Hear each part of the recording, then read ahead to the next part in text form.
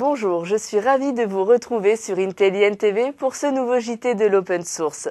Au sommaire aujourd'hui, le Mozilla Phone, une nouvelle solution de bureau virtuel sous Linux, la version 2 du lecteur Miro et un événement, les trophées du livre 2009.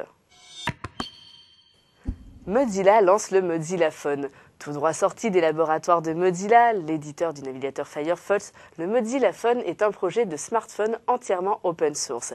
Après Fnac, la déclinaison mobile de Firefox, la Mozilla Foundation travaille aujourd'hui à une plateforme mobile complète.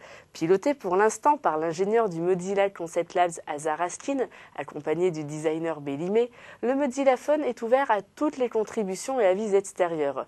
Totalement open source, il n'est toutefois pas le premier du genre. l'OpenMoko repose en effet sur un principe similaire.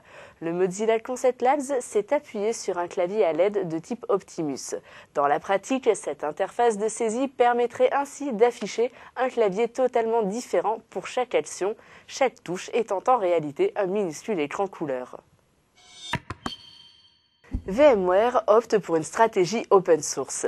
VMware sort VMware View Open Client, une solution de bureau virtuel sous Linux dont il publie le code source. L'objectif est d'encourager son adaptation sur d'autres appareils comme les téléphones mobiles ou les tablettes communicantes. VMware veut étendre l'intégration de son bureau virtuel View à d'autres plateformes que les seuls PC sous Windows XP. Il lance View Open Client, une version gratuite et téléchargeable pour Linux. Dans la foulée, l'éditeur publie le code source de ce bureau virtuel sous licence GNU License General Public version 2.1 sur le site Google Code. Miro version 2 vient de sortir. Le lecteur multimédia Miro, Edge Democracy Player, vient de passer en version 2.0. Ce lecteur est open source et est également multiplateforme, Linux, Mac et Windows. Il a été développé par la Participatory Culture Foundation.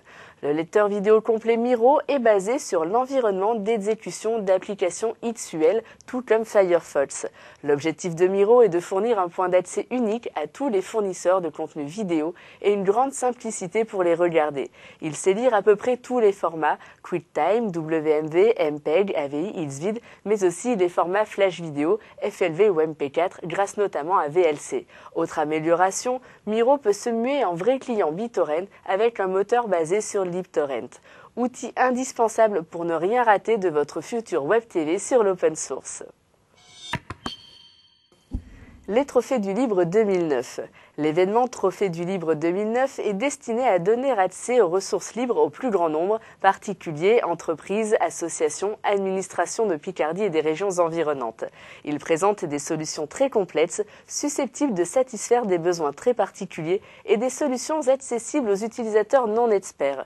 Il a pour vocation de permettre la diffusion de ces solutions par l'échange entre des experts développeurs et les utilisateurs potentiels. Dans le courant de la seconde moitié du mois de février, le comité d'organisation vous présentera sur le site et dans différents lieux de Picardie le programme des séances qui accompagneront la cérémonie. En plus de celle-ci, 2 jours de présentation des solutions lauréates, de l'offre en logiciel libre des entreprises picardes, des initiatives des associations et des conférences sont programmées. Intelligent TV est partenaire des Trophées du livre 2009. Le pilote que nous vous avons proposé a reçu un accueil chaleureux avec plus de 2000 visites et de nombreux commentaires constructifs. Nous remercions Planète Libre et linuxfr.org d'avoir relayé ce pilote ainsi que Philippe Schiofoni. Beaucoup de choses restent encore à faire et nous vous proposerons bientôt une vidéo pour vous permettre de mieux comprendre la philosophie et les futurs programmes d'Intelligent TV. Ce sera aussi l'occasion de rebondir sur vos commentaires que nous avons pris en compte. À bientôt sur Intelligent TV.